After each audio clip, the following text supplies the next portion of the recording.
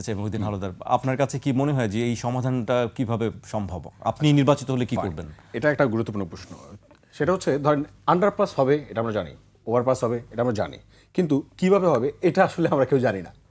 কেন জানি না? কারণ হচ্ছে ওখানে যারা ম্যানেজমেন্টের দায়িত্বে আছে তারা যখন যেই সরকার আসে তখন সেই সরকারের দাবিদারি করবে।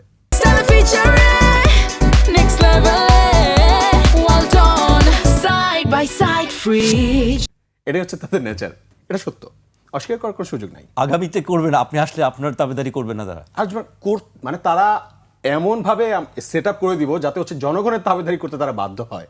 কারণ আমার তো কোনো দল নাই, আমি দল নিয়ে আসি না এখানে, একা আসছি। সো যদি হচ্ছে আমার কথা শুনতে হয় তার মানে জনগণের প্রত্যেকটা মানুষের কথা শুনতে হবে, তাদের প্রত্যেকটা মানুষকে প্রায়োরিটি দিতে হবে। সো এইগুলো করার সাথে সাথে আবার একটা ব্যাপার আছে, ধরেন যেগুলো কৃত্রিমভাবে কিছু সংকট তৈরি করে রাখা আছে ওইখানে, যে আপনি যখন রাস্তার মাঝখান দিয়ে যাবেন দেখেন ওইখানে আপনি যে বললেন ওইটা একটা রাস্তা, তো ওই রাস্তাটা আমি রাস্তা হিসেবে ট্রিট করতে পারছি না ভাই, ট্রিট করা যাচ্ছে না, কারণ একটা চিপা, হ্যাঁ একটা চিপা, সেই চিপার আশেপাশে দেখবেন হচ্ছে নানা রকম হকাররা বসে আছে, সেই রাস্তা থেকে মানে হকাররা এমনভাবে বসে আছে ব্যান নিয়ে বসে আছে, ওখান থেকে ওদেরকে উৎখাত করা যাচ্ছে না। কি কারণে? ভাই এখানে আমরা তো টাকা দিয়ে থাকি, ভাই আপনার কে ভাড়া দিল এই জায়গাটা, রাস্তা সরকারের রাস্তা, লক্ষ লক্ষ মানুষের সাফারিং আমি দেখেছি। এই যে প্রবলেমসগুলো কৃত্রিমভাবে কিছু সংকট তৈরি করে ফেলা, যেটা আগে ধরেন আওয়ামী লীগের যে সকল লোকেরা একটা সময় দীর্ঘ সময় যারা চাঁদাবাজির সঙ্গে যুক্ত ছিল এবং নানাভাবে অবৈধ স্থাপনা তারা বসায় রাখছে এবং হচ্ছে মানে হকারদের কাছে চাঁদা তুলতো, এবং ওইটা কিন্তু তাদের লাইভলিহুডের একটা জায়গা ছিল। এবং দেখা যায় যদি হচ্ছে 5 আগস্টের পরে একটু চেঞ্জ আসছে, সেই চেঞ্জটার মধ্যে দিয়ে দেখা যাচ্ছে অন্য একটা গোষ্ঠী তারা সেখানে হচ্ছে এই একই কাজ করতেছে।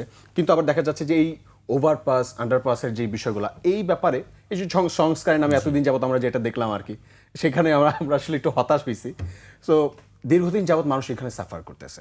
তো আমরা হচ্ছে যদি আমাদের যদি সুযোগ হয় তাহলে দেখা যায় এই যে মানুষগুলোকে একমুখী না করে আমরা চতুর্মুখী করতে পারি, আমরা পুরো রাউন্ড করে দিতে পারি এলাকাটাকে, যে মানুষ হচ্ছে ঘুরে আসতে পারে পুরো এলাকাটাকে, আমরা এমনভাবে সেট আপ করে দিতে পারি। সো যদি এরকম ওভারপাস যদি করি বা আন্ডারপাস করি, সেটা রাউন্ড করে দিই না, তাহলে দেখা যাবে যে প্রত্যেকটা এলাকার মানুষের সাথে প্রত্যেকটা এলাকার মানুষের একটা সরাসরি একটা সংযোগের জায়গা তৈরি হবে আমাদের। সো আমাদের আসনটা এরকম সুন্দর, আপনি গেলে হয়তো আমাদের সাথে ঘুরলে হয়তো বুঝতে পারবেন যে খুব সুন্দর চমৎকার জায়গা, যে ঘুরে আসা। আমি নিজে ব্যক্তিগতভাবে দেখেছি, ঘুরেছি ওই এলাকাটি বিভিন্নভাবে। আমি জাহাঙ্গীর হোসেনের কাছে আসতে চাই।